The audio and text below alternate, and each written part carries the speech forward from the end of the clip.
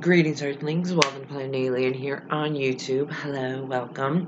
So, yes, this is going to be my 315 Ranview of Riverdale, obviously, if you can't tell from the title. But yeah, this is my Ranview of episode 15, which I have a lot to say. Crazy shit going on.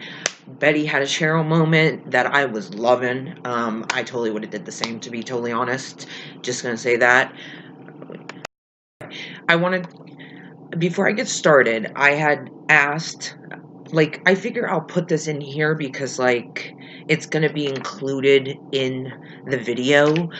Someone had asked me about Choni, Veggie, and Barchi, which is Cheryl and Tony, Veronica and Reggie, and Betty and Archie. And then someone had asked me thoughts on Archie and Josie and Veronica and Reggie. So I'm going to kind of mix those two together. So, Choni. Now, I'm going to probably say this again later on in the video because this is something big that I'm seeing, but I feel like Cheryl and Tony are headed in a bad direction. They're going to go straight at each other.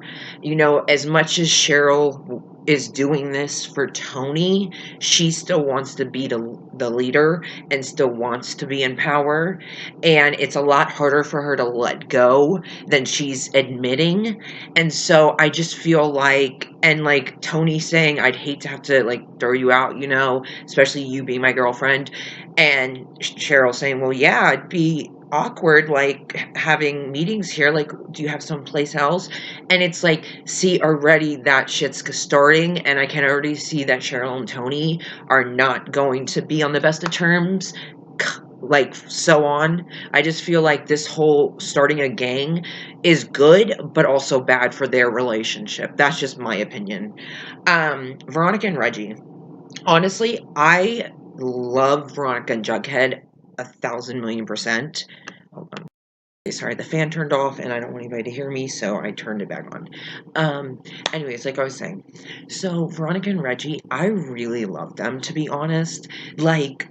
They're partners. That's one thing I wanted to talk about. He is right by her side no matter what. He took a beating for her. He will do anything for her. And I think that's such a big difference from the Reggie we saw in the first and kind of in the second season as well. And also him saying, I can't believe I'm saying this, but I wish we had the serpents, you know? And it's hearing him say that, even though he's I can't believe I'm saying it, I'm still I can't believe you're saying it, because that's not the Reggie that we knew before, and he's changed so much in such a great way, and I don't think people really acknowledge that. I think we focus so much on couples and stuff that we don't really acknowledge these growths within these characters, and we acknowledge Archie and stuff, but we don't really acknowledge the characters that aren't so prominent, like Archie, Betty, Jughead, and Veronica, you know, other characters like Josie or Reggie, you know, or Kevin, which, yeah, I'll get into Kevin. But yeah, so Veronica and Reggie, it's they have that sexual part of the relationship.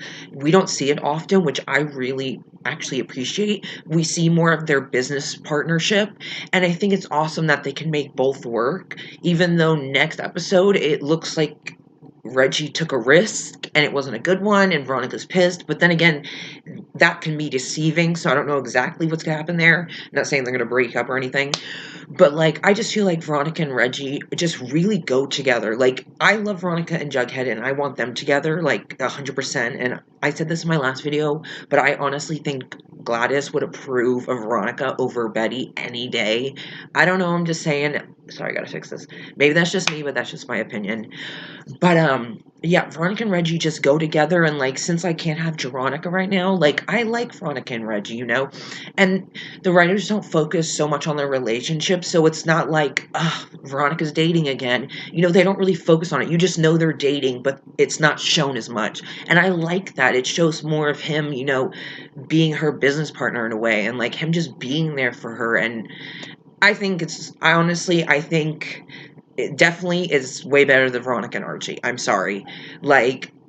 I've never been a Archie fan, you know this, but I just think Veronica and Reggie's relationship is so much different than Veronica and Archie's, which is going to happen, but so much different in a better way. But Veronica and Jughead, still hoping for that Because that, honestly, that has to happen. It just has to happen.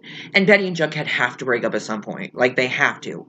And, like, actually stay broken up. Not break up and then get back together, like, in 1 to 2 episodes. You know? They have, I mean, they have to. You can't please the fans 24/7. I'm sorry, but you can't. And, I mean, come on, don't you want to change? Like, we got Veronica and Archie to break up. Now, we got some new things going on, thank God.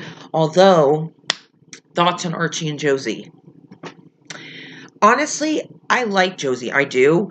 And I have no problem with her, but it's like, I'd prefer Archie out of everyone to be single for a while. Just to be single for a while. You know? Like, I know they're not forcing the Archie and Josie on us. I mean, they have shown it quite a lot in the last 2 episodes, but they're not forcing it on us. But still, it's like, why can't Archie be just single for a while? Like, I really wanted Archie just single for a while, focusing on himself. But, of course, I mean, this is honestly just a fling. This is nothing really serious, I don't think. Because, like, the way it started is so generic and so predictable that it's like, you know, eventually it's going to fizzle out, in my opinion. Which leads me into...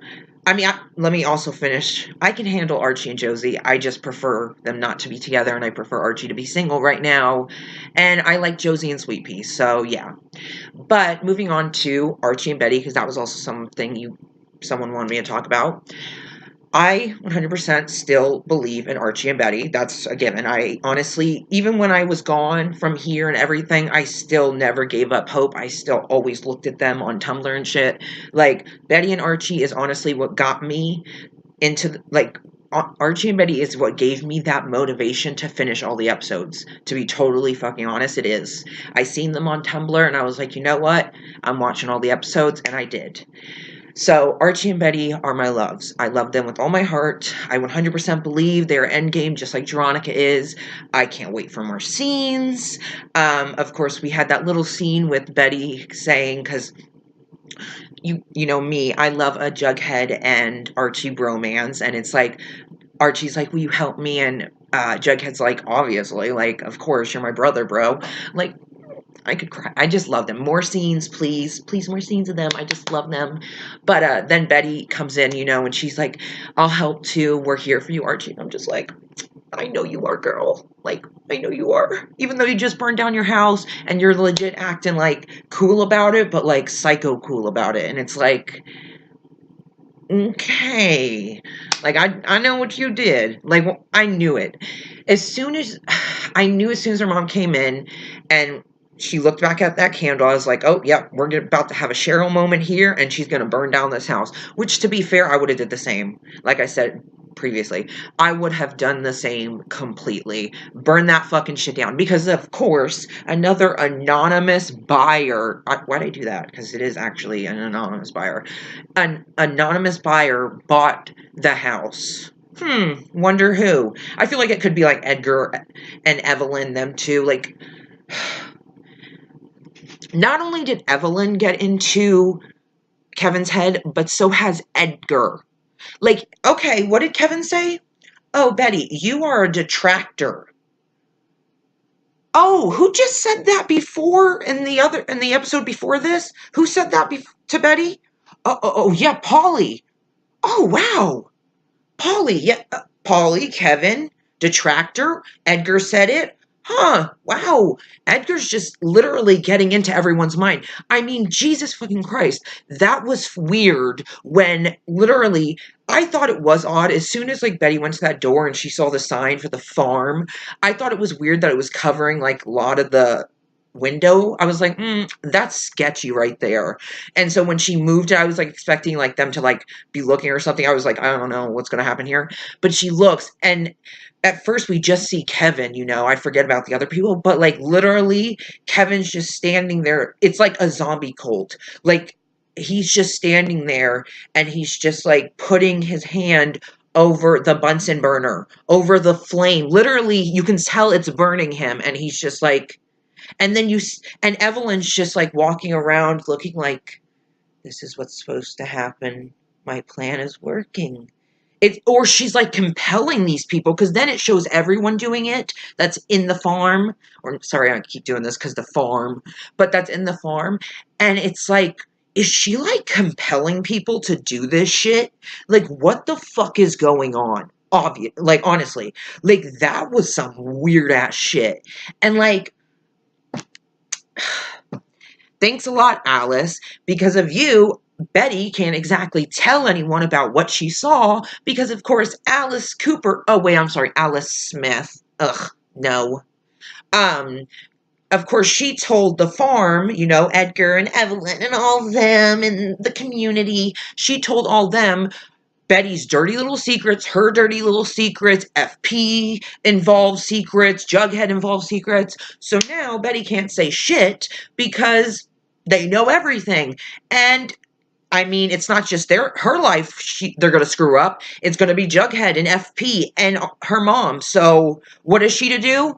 Oh, yeah. She has to just fold to them and give them the win. But it's not over yet because Betty does not stop. And she will not stop. Like, she's going to get to the truth. I can't wait till she meets Edgar. I'm so intrigued. And also, it was a little weird, like, before Betty, like, burned down the house, you know, she had the candle there and she was, like, about to put her hand over it. And I don't know what it is, but anytime the farm, why do I keep doing the farm people? The farm people, anytime the farm people are doing something weird, they have, like, this look. And Betty kind of had it. It was almost like a dead look of just, like, it's so fucking weird. Like, I mean, literally, you are telling me to cleanse myself, to get rid of the past, I have to walk on fire. To find my purpose, I have to walk on fire. And mind you, Kevin's walking on it like it's nothing. These are hot ass fucking rocks, and you're acting as if you're walking on fucking marshmallows, dude. Like, he literally is gone. I don't know if they're compelling them. I don't know what they're giving them, but they are getting inside these minds of these people and literally warping them to a point where it's seriously cult-like. I have, like, this is like cult at its finest. And I've seen documentaries on cults, and like, this is some cult shit. The expressions, like when Kevin walked into the student lounge with all the rest of the farm people, and like Veronica and Betty waved to him and stuff, and he didn't wave back. He just kind of like looked. It was like fucking a cult of zombies just like walking in a line. It's weird, dude. Like, it's creepy and fucking weird. Like, I don't like the cult. Also, let me say this. You know what is great, though? Because Evelyn said, oh, the fire will get rid of your past and cleanse your soul. Well, Betty lit her childhood home on fire. So, I guess she got rid of the past and cleansed her soul, huh? I love how that worked out. Yeah, love it. Betty is so mean because, like, in the beginning, she's like, oh, you know, I wrote it down. She was like, or you could just search Murder House on Elm Street. You'll see it there. And I'm just like, Betty is me. Betty is me. Love it. Betty is so me, because I would be like that. I'd be like, oh yeah, my dad, the serial killer, lived here. So he showed us crazy films in this room right here where your child will play. You know, like, Betty's very relatable in certain situations. She has her dark moments. But, because Alice is fucking lost as shit. Like, Alice, I don't fucking even know. Like, first off, let me say, next episode, Alice is suddenly, okay, FP and Alice were a thing, and then it kind of, like, dissipated, and we never really saw them again in that kind of setting. And now Gladys is back, which, FP and Gladys back together, no thank you. And especially considering what she's doing, which I'm guessing Jughead's going to find out because Veronica's going to tell Betty next episode, and therefore Betty's going to tell Jughead, who's therefore going to say something to Gladys, who therefore is going to say, oh, you know, wait, actually, I wrote it down. Nope, I wrote it down, because I wrote it down. God. Okay, apparently I can't find exactly what she said. Wait, is this it? Oh, here it is. Okay, sorry about that, but what else? Basically, she said, Gladys was like, small town gossip. Wait, Oh, yeah. So basically, she said something. Why did I even need to read that? I thought there was more to it. Uh, but yeah, she was saying about how in the next episode it's like, oh, you know what I hate about small town gossip? And it's like, ooh, Jughead must be talking to her about why she's really here. Which I'm still curious. Is Jughead going to be okay with it? Is he going to go easier on her because it's his mom? Or is he going to be the same way he was with Hiram with her? Because shouldn't it be the same way? I understand, like, either way there's going to be a drug business in Riverdale, but maybe not. Maybe we really could put an end to it. But then again, if not, who do you want in power? But it's like, you don't want the drug trade. Because already Hiram, I knew the prison thing wasn't going to be enough. Of course, now he wants to have the trade playing business, game card business now he wants to have.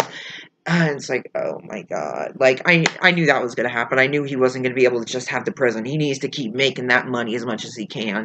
And wants to try and bring Veronica into it. And it's like, bitch, don't get her into your shady shit like she said. Like, when she was like, this is my business and I'm going to run my business the way I want. And then she was like, bye-bye, and had that, like, smirk to her dad. I was just like, Queen. Veronica is boss, bitch. Like, damn, Veronica is the boss. Like, seriously. Like, Veronica is so fucking smart. Like, she is her father's daughter. Like, legit. But in a better way, because she's not a total fucking douchebag, psycho, kill people, evil person, you know? And so, yeah, Veronica is a badass bitch. And she now has the pretty poisons working for her, which apparently Cheryl doesn't really like.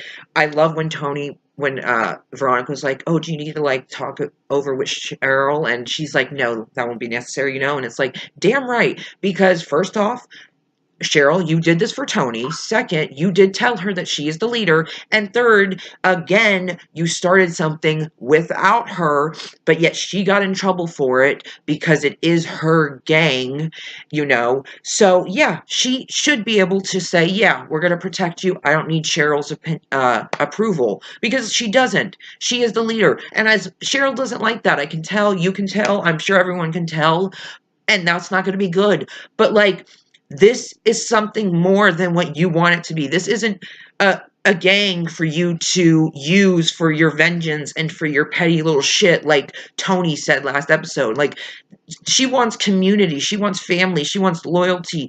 In strength, we are unity. Like, even Jughead is like, we need to get that back. Like, the Serpents even have lost that. Like, we need to get that back. And also, we need to get rid of the fucking ghoulies. Like, now the Serpents are going to be working for FP, you know, giving him intel and all that stuff, which I think is a good idea, I think. I mean, at the same time, I don't really know, because Curtis did leave. Bye-bye. But he's not gone. He's coming back, and not in a good way. This is trouble coming. But, like, the rest of the ghoulies that stayed, I don't trust them. I'm sorry. But, like, I don't know if this sounds like a good thing, but at the same time, it could really go badly.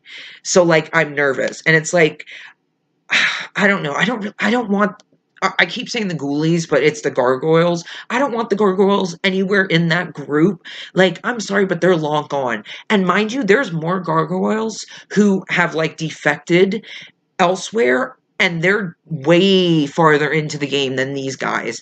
And these guys are fucking insane. Curtis, or whatever you say, is the craziest one of them all. Like, he's fucking like, they dropped fangs. Or he's like, you'll fly too. You'll fly too. Like, what the fuck? Like, that sounds cool. You'll fly too. Like, it sounds pretty cool. But, like, holy shit, dude. Like, let me just say, thank God Tony and Jughead are still friends, and thank God Tony still cares about Sweet Pea and Fangs, which is obvious. I mean, Tony needs to get back at the Serpents. I'll get into that. But, like, yeah, they dropped Fangs. Thank God for fucking Jughead and Sweet Pea catching his fall. Like, oh my fucking God. And, like, where's the scene with Principal Weatherby yelling at these two guys for trying to kill someone? But no, instead he wants to yell at Jughead and Tony, who weren't even there, who weren't even involved in this fight. I mean, on you, actually, because first off, your student council president is the one fucking, oh, well, I am this, you really want to argue with student council president, blah, blah, blah. And also, whoever did the schedule for who gets the room should be the one getting yelled at, not Jughead and Tony, who were literally not there. Like, come on. Like, whatever, Principal Weatherby. You know what? Whatever. Like, I understand what you're coming from, but whatever. Now, about Tony and the Servants. As much as I love the Pretty Poison, and I love Tony being the leader of them and stuff, I miss Tony and the Serpents. Even though she still is, in a way, part of the Serpents, you know, she still looks out for them and is still friends with them, cares about them, I still miss her being in the Serpents. And to be honest, when Cheryl joined the Serpents, it was such a great idea at the time, but now, the further we get, sorry, I feel like I have to burp. Sorry. Now, the further we get, I feel like it maybe might have not been the best thing, because Tony did kind of get kicked out because of Cheryl. I mean, Cheryl didn't force her to steal, but Cheryl did take it to a next level, and Tony allowed it. So, I mean, in a way, like, yeah, Cheryl joining the Serpents was a great idea. It was a family for her, but it was also not a great idea because Cheryl is Cheryl, and she doesn't always have the best intentions and best things to say or best things at heart, you know? So, like I said, this isn't going to be good for Cheryl and Tony, this gang they have, the Pretty Poisons. I feel like sneaky shit's going to happen on Cheryl's part. I just don't feel like this is going to end well and stuff. I do like the Pretty Poisons, and I like that a girl gang is, like, protecting Veronica and all them, and, like, there's a girl gang and stuff. But, like, I do miss, like, Tony being a part of the Serpents, and it'd be cool if the Serpents and the Pretty Poisons could, like, work together, you know? Like, damn, if the fucking gargoyles, ghoulies, whatever you want to call them, can fucking work with the Serpents. So far. I mean, so far. They already tried to kill Fangs, so... I mean, because Curtis did leave, but the other one who tried to kill Fangs is still there, so... Hello. Now on to Ricky. Okay, Ricky DeSantos, right? Yes, I said it right. Yes, yes. Hawkeen's brother, younger brother. Okay, I kind of got a shady vibe from Ricky, but at the same time, I was like, well, he has the sacrifice. Once I saw the sacrifice thing, symbol, I was like, okay, then yeah, he's a sacrifice. And also the drawing, which was fucking crazy. It was Ricky being sacrificed with the Gargoyle King and all his little minions, you know? Awesome drawing, though. Like, it's pretty fucking wicked. Like, they should sell that from the show. I'd bid on that. Like, that's pretty cool fucking drawing. But, no, Ricky I felt kind of shady about, but then I saw the symbol, I was like, okay, he's a sacrifice. But then also, whenever Ricky, like, ran away because some thugs came looking for him, and he ran to, the old Gargoyle hangout, you know? And he was hiding, and they had the list of names, and it had Dilton Doily, it had Ben Button, it had Archie, it had the sisters on it, and, like, of course, it had Ricky, you know, and it just said Ricky D, you know, it didn't say anything else, because, of course, you can't say the real name, because, of course, Ricky's the one who wrote that, because, of course, he was playing Archie the whole time, which, to be fair, I am being honest in this, when they went there and stuff, and they saw the names, and then Ricky was there, I was a little like, I wonder if maybe Ricky put those names there, you know, like, it was, like, because the other ones, like, were marked out and looked faded, whereas Archie and his name looked so new, and I'm not saying it's not possible for someone else to do it, but I still was a little like, doesn't sound very good. And then, but I was like, you know what, no, he seems like a good kid, you know, like, he is running from people, he's marked to be a sacrifice, so, like, okay, like, and I didn't know he was Hawkeen's brother, so I didn't know he was gonna do this shit, but then turns out, well, I mean, the Miss Weist, who I don't know to trust, really. I mean, I trust her, but I don't, like, I don't know if I trust her. Like, she's helped so far, but then again, it's like, I don't know, because, like, I guess he did it to himself, so really it wasn't even the family. But, like, yeah, but then still so, he went through the social workers who found him a place, a shelter, and then in turn introduced him to the game somehow, or maybe his brother did, I don't know. But Ricky basically played him, and I mean, you could tell something was gonna happen because like Archie was on the phone, and she was like, "Yeah, you know, he has violent behavior and self harm. Archie, you need to be careful." And I was like, "Oh shit, Ricky's gone. Like, this is about to be a scary movie moment," which it was. Archie's walking through the house, like pretty it's pretty dark, like it's a little dark, and literally you could like not hear anyone from behind you, which he didn't hear him until he turned around and like saw him standing there, which thankfully the kid doesn't just stab him in the back, but instead slices him, and he's like, "Is that how my brother did it?" And he's like, "I have to do this and stuff," and I'm just like, Jesus, kid, you are a kid, and also fucking don't attack my Archie. Like, do not touch my Archie. Like, honestly, I didn't want to believe that anything shady was going on with Ricky, but it turned out, yeah, Ricky's shady. Ricky is a part of Griffins and Gargoyles. He is serving the Gargoyle King. That is just what is going on, and he is super young, and it's fucking crazy, and I just honestly can't believe it. Thankfully, he didn't injure fucking Archie too badly. I mean, Jesus, thankfully he sliced him instead of actually stabbing him. That was a lot better that he sliced him, and Fred came in at the perfect time, which it made me so nervous. I thought maybe he was like going to come after Fred or something, but thankfully he ran off, which he'll be back, of course, with his group of thugs that were chasing after him, because they're not even really a group of thugs, they're his friends. And of course, what was left after Archie got sliced and stuff out his house? What was left? The card that said, "Kill the red, wait. Oh, kill the Red Paladin." If I read how I wrote it, then I know. Kill the Red Paladin. Like, what the fuck? Like, why is Archie such a main focal point of this game? Even Jughead's like, "You're still playing this game." And it's like, but he's not, but he is. It's like, he's the main focus of this game. It's like, this game is almost like centered around him in a way, but not. You know, like, I don't know, it's so fucking weird. Like, why is everyone so set on killing this fucking kid? Like, and the Red Paladin, like, what the fuck does that even mean? Like, why is he that? Like, because he has red hair? Like they're seriously taking this to next level. Like, like, I just honestly cannot even believe it. Like, I don't even know. Also, when Jughead said, I wrote it down, "a big action, next chapter, purpose, right side of the law," when he was saying it to FP, you know, because he was like, there needs to be a drastic action taken. And after he said all that, you know, he had that smirk, like, I got this. I just love that. I love, you know, that's one thing about this cast, is they know how to just have those little faces where it's like, you're not saying anything, but I know what I'm getting from you, and I'm loving it. Like, I'm loving it. Like, Jughead is the best. Like, honestly, angry Jughead, love it. I love an angry Jughead. Like, I'm just saying.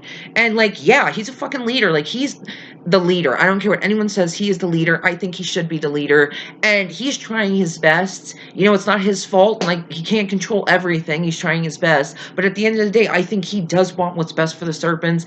And he does want to have this community and this family. And he does want to do good, you know? And he wants, yeah, people to feel like part of something, you know? I think he wants what's best, but there's so much going on with the fucking Gladys and Hiram and the drug trade and the fucking gargoyles stealing from the chem lab to make fizzle rocks for their drugs so they can see the Gargoyle King, who may or may not be real, who may or may not be supernatural, figment of imagination, I don't fucking know. And, like, what's gonna happen to Archie? Like, he's marked to be a sacrifice. That's not gonna stop, as you've seen from him almost getting killed again by a kid. Like, it's not gonna stop. So, like, what Archie needs to figure out what he needs to do, but it's like I said, like Jughead said, he's still playing this game, but it's like he doesn't know what exactly he's playing. Like, what is the end goal here? Him dying? Like, what is the end goal? Why is he such a big part of this game, you know? And, like, why, and what is his purpose in this game? I'm so fucking curious. Like, oh my god, that'd be so cool if, like, this was all just things that happen inside Archie's mind. They would never go there, but, like, I'm just saying that'd be kind of cool. Like, Archie wakes up and it's like everything was just in his mind, and it was just a way for him to fight his demons and get out like a different person, you know? I don't know. But, like, yeah. So, I don't know. There's so much stuff going on. The gargoyles, like I said, I mean, there's so much going on. There's so many people that are still out there playing this game that are fucking nutso. Archie's definitely not safe. I mean, I also have to say, I do love when Jughead said this. Like, let me pause. So I really want to say, like, in that moment when Kevin was walking through the fire, you know, and everyone was standing around and Evelyn was cheering him on, you know, her psycho self, and they kept saying, believe, believe, believe. That was fucking creepy, dude. Like, that whole scene was creepy. It was very cult-like, but, like, just the way she was like, believe, believe, cleanse your soul, like, all this stuff, like, Evelyn is a crazy-ass shady bitch. Like, I don't know what she's doing. Literally, her and Edgar are getting into the minds of these people, or, I don't know, putting something in them. Are they compelling them? Do they have some supernatural power? Are they the gargoyles? Like, is it all connected? Is it separate? I mean, the writers said from the very beginning that maybe everything that happens in these seasons is leading to something bigger, and it's like, is this the season where it leads to something bigger, or is it going to continue on? And I understand, like, a lot of people are like, oh, the show has so much going on, but it does, but at the same time, it kind of connects, and it all makes sense, and it's hard to keep up with, but at the same time, like me, I'm really into the show. I just, you know, start making connections, and I'll start thinking about it in random times, and just start thinking about all the ways it connects and shit. And it's just this, it's a complex show and a crazy show, and it has its faults, but it's also really amazing. So yeah, I fucking love it. And also, I want to say, Jughead is a leader. He's had his ups and downs. I want to say this, but at the end of the day, like I said, he is a great leader, and he does need to be the leader of the serpents. He should be a leader of serpents, and I'm glad he is, because everyone has their faults, everyone has their ups and downs, everyone makes mistakes, no one's perfect, and at the end of the day, as long as you just have that loyalty to each other and that belief in each other, that's all that matters. And Sweet Pea and Fangs and Jughead, they really have that, and Tony, but like I was just talking about those main three, really, they really have that loyalty. Sweet Pea and Fangs are right there for Jughead at any given moment, and I really love that. Like, I love Sweet Pea and Fangs, and I can't wait to see more and more, like we've been seeing more and more of them. I honestly can't wait to see more and more of them. But also, I wanted to say one more thing, because Jughead said this, and I thought it was, like, funny because it's true. He was like, because for next episode, he's like, and so continues our nerdiest mystery yet. And I just fucking love Jughead. Like, more Jughead and Archie scenes, and of course Betty will be there too. But, like, I just live for Jughead and Archie scenes. Like, I miss them. Like, I just love their bromance. Like, honestly, we've been blessed with Jughead and Archie scenes this season, so I can't complain. I've been loving it. But I also do want some more Betty and Archie scenes. That would be nice, you know, a few more Betty and Archie scenes. We did get some good ones, I will admit, some nice looks and stuff, and some things said, but I still would like to see more of their friendship. You know, they are still best friends, right? And I still would like to see more of that, of course, but instead they have him with another girl who happens to be Josie. Nothing against Josie, it's just like, wouldn't it be nice if Archie was single? And what gets me also is, like, Josie wanted to be single because she wanted to focus on her music, but then it's like, she gets with Archie, and it's like, I mean, I can't fault her, but, like, at the end of the day, it's like, Archie should have stood single. Like, that's just my opinion. But yeah, that's what I wanted to say about the episode. I hope you enjoyed. This was the last time. Well, I don't know if this is the last time it said final scene, so I'm guessing it's his final scene of Fred Andrews, Luke Perry. He will be extremely missed. It really does suck that he is gone. Honestly, it feels unreal, and it's going to be so fucking weird without him on the show. It's not going to be the same at all. It's not.